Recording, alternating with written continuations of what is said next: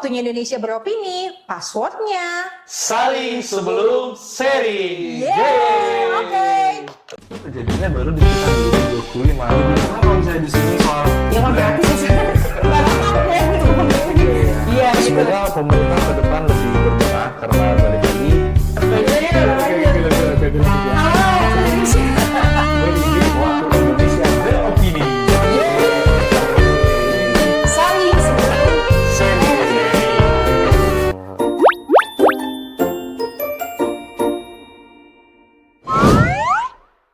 Jadi kita mau bahas apa nih hari ini abang-abang? Oh sebelumnya perkenalkan dulu, balik lagi sama aku Nina Hilary Pardede dan silakan David Bang. Sianipar, Guritno Purba.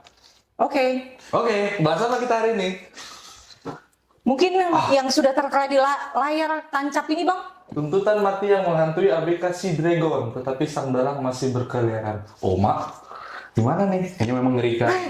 Ngeri banget. Dan ini memang apa ya? Sangat hangat banget sekarang ya di media. Karena ini masih apa ya? Kebetulan ini kejadiannya kan di luar Pulau Jawa ya, Ya. di Batam ya. Ya ini sangat menyita perhatian Publik. lah. Karena Kayak dengan tuntutan dari jaksa hukuman mati ya kan. Terus dan sebenarnya ini peristiwanya sudah terjadi di Mei 2025 ya kan. Iya. Terjadinya ya kan tempusnya. Tapi sekarang ini Proses persidangannya dan yang bikin viral ternyata tuntutan jaksa adalah hukuman mati. Oh berarti ini belum ada putusannya? Belum. Belum. Si sidang. Nanti tanggal 5 Maret. 5 Maret, oke. Nah, kita lihat aja nih apa yang hasil putusannya. Gitu. Cuman memang yang makin menyita perhatian publik adalah ternyata ada salah satu awak kapal yang dia itu baru terjunlah ke dunia kerja, ternyata apes nih, kena nih. ABK ya, ABK. ABK ya, kalau nggak salah yang 3 hari yang dibilang ya, 3 hari ya, baru 3 hari. Baru Kerja 3 hari tiga hari. kerja, kena nih kayak gini. kasus ini. Iya. Jadi secara histori sebenarnya gimana sih ini? Ini ketangkap, berarti kan ini di pengadilan Batam. negeri Batam. Berarti kan delusnya di Kejadiannya di mereka gini. Jadi waktu itu mereka perjalanan dari Songkla atau Songkle Sengkle. dari Apa ya? berarti luar negeri ya? Iya, mereka perjalanan menuju Thailand, nah begitu melewati perairan di Batam, Oke. perairan Karimun ya. Nah, anggota BNN waktu itu dan imigrasi kalau nggak salah ya. Bea Cukai. Bea Cukai Bea Cukai ya. ya, Bea Cukai. BNN dan Bea Cukai melihat ada kapal nih. Terus disamperin, diperhatikan, ternyata isinya narkoba. Seberat hampir 2 ton. Dan yang menyita perhatian tidak berbendera. Tidak berbendera Iya, ya. kapal tersebut ya kan. Itulah kenapa mereka dibawa ke ke Batam waktu itu karena terdekat kan. Nah, sehingga proses Teritorialnya Batam. iya, lokusnya di Batam. Lokusnya di Batam. Iya. Berarti memang yang menjadi agak sedikit ramai diperbincangkan karena ABK. Terus ABK ini baru 3 hari bekerja. Artinya ini kan karyawan ya berarti ya. Iya, Berarti ini betul.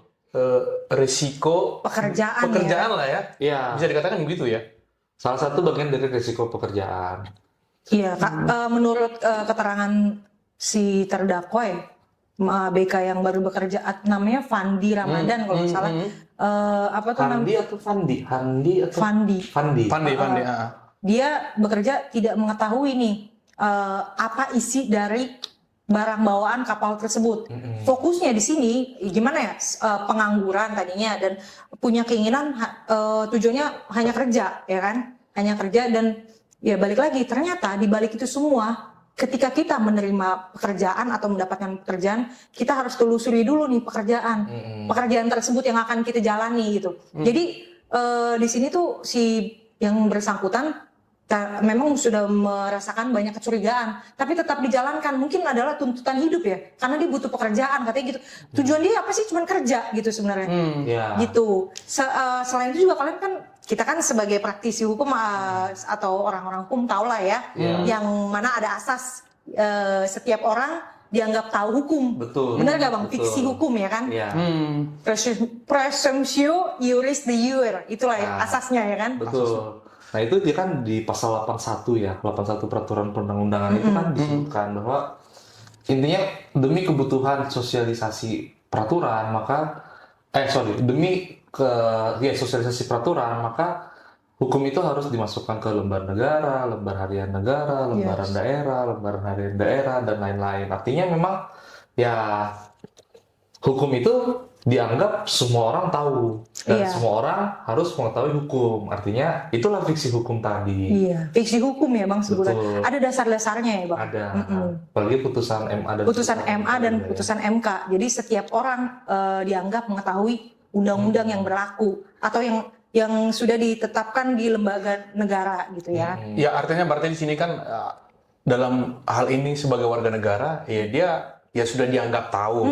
Artinya proses ketika memang kalau saya ikuti ya di media ya, ini saya adalah korban, saya ada dijebak segala macam, itu kan perkara lain ya. Artinya pembuktiannya nanti akan dibuktikan aja di persidangan. Tapi secara basic ketika kita melakukan suatu kegiatan, kita sudah harus tahu resikonya. Dan seperti apa nanti dalam risiko pekerjaan kita ini ketika ada di situ bersangkutan dengan hukum, ya mau tidak mau sebagai warga negara yang baik dan taat hukum ya dianggap tahu kan kira-kira seperti itu. Harus bisa mempertanggungjawabkan ya. Pekerjaannya. Iya, mau itu jadi tidak ada alasan pemaaf dan pembenar. Betul. Biarpun dia bilang saya tidak tahu nih apa yang dibawa, ya kan? Misal kita contoh tadi ABK.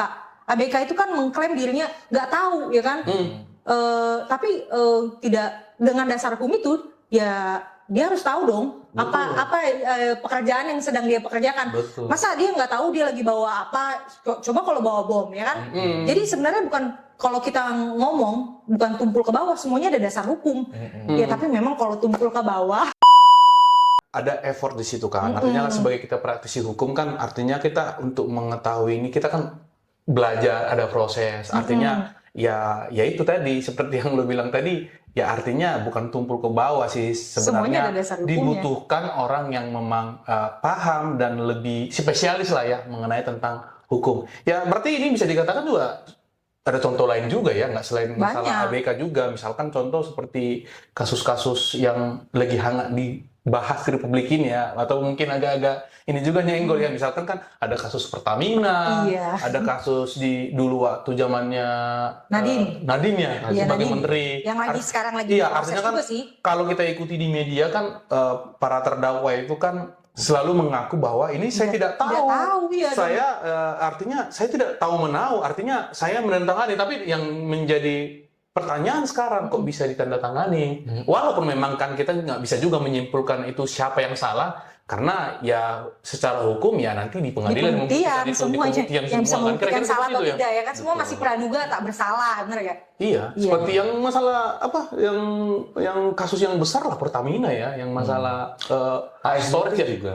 SDP, SDP yang dirutnya yang perempuan ya. Kapal bekas kan? Kapal bekas. Sebenarnya dia kan sudah menerapkan prinsip kehati-hatian di situ, tapi memang sempat dipanggil dan ya sepertinya nggak ada kelanjutan lagi ya untuk kasusnya ya. Bentar, saya minum kopi tuku dulu ya.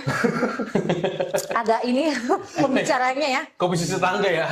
Yes. Oke, lanjut. Jadi artinya tadi di dalam yang dirut dari SDP tadi itu kan sudah menerapkan asas kehati-hatian. Karena ini kan menyangkut masalah dia menggunakan biaya negara kan, artinya kan itu kan BUMN ya, artinya yang di situ yang kalau saya ikuti ya kan karena beliau itu ya manajemen dari SDP membeli kapal yang memang bekas ya kalau nggak salah ya, tapi masih layak pakai, ya mungkin ya nggak tahu nih secara komunikasinya apakah memang secara nilainya yang itu yang dianggap jadi ada korupsi itu nggak, ya kurang paham juga karena kan memang kembali lagi ke tadi kan kita harus memahami materi dari apa yang dituntut oleh jaksa segala macam dan dibuktikan di pengadilan. Betul. Tapi melihat sebenarnya begitu banyak resiko-resiko pekerjaan yang bisa saja tersangkut nih sama masalah hukum.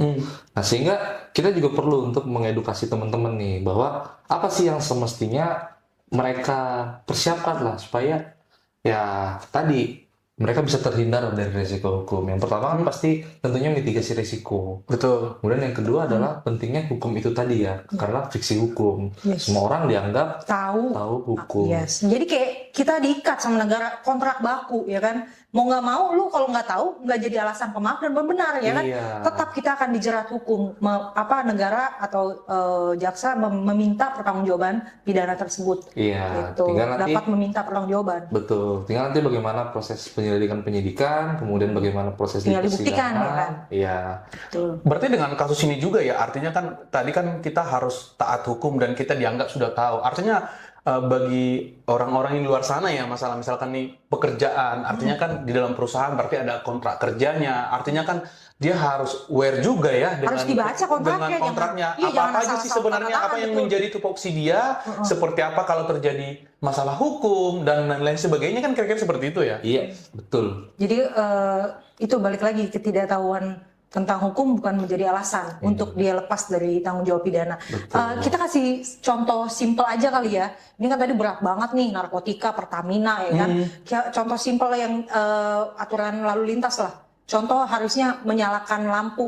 Loh, kok agak orang nyalain lampu sen di siang hari contoh ya kan. Ada kan jujur aja pasti banyak ada warga yang tidak mengetahui atas peraturan tersebut ya kan. Kemudian dia ditilang ya kan.